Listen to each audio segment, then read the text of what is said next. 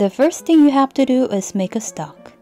Put a little amount of anchovy and kelp in 6 cups of water. Simmer this in a medium heat for 20 minutes. When time's up, remove the anchovy and kelp using a tweezer and turn off the heat. Set this aside for a while. Then let's move on to make a sauce for an army-based stew. Put 2 spoons of soy sauce, 1 spoon of chili powder, and 1 spoon of cooking wine. Mix them all together until everything's combined. Next, I'm gonna slice the ham and sausage. Wash them in running water and slice them into bite size. I use 2 kinds of sausage in army-based stew, big one and small one. For big ones, slice them diagonally so the spicy stew will be absorbed well. For small ones, make a cut in the middle. I bought the ones that had already made a cut, so I'm gonna skip the process. Also, I'm gonna put a kimchi inside. Don't forget to layer paper foil when you cut the kimchi, for this will stain the cutting board. Slice them into bite size. Kimchi will add a deeper flavor to a stew, and that's why I'm gonna put a whole piece of it inside. Now we're ready to make army-based stew. Spread the sliced kimchi at the bottom of a pot. And spread the bean sprouts at the second layer. In my previous video, I removed the root of bean sprouts, but you shouldn't do this at this time. You can just wash them several times with a running water. You can replace them with mung bean sprouts. If you are using a shallow pot and you don't have much space to layer kimchi and bean sprouts, you can place them beside a ham or other vegetables. Then, let's place other ingredients in a pot.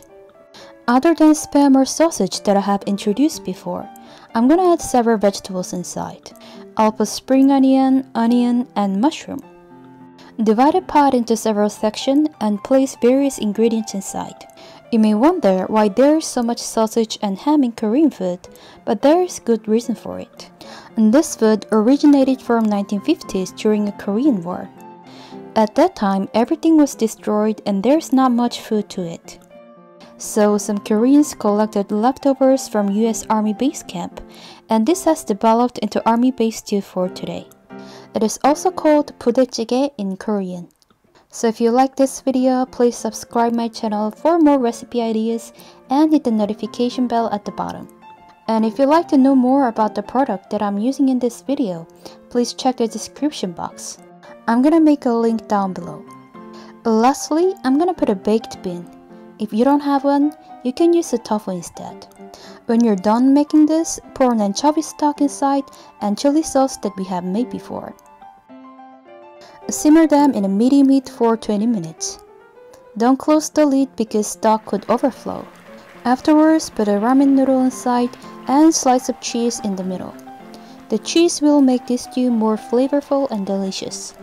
Let them simmer for 5 more minutes and turn off the heat.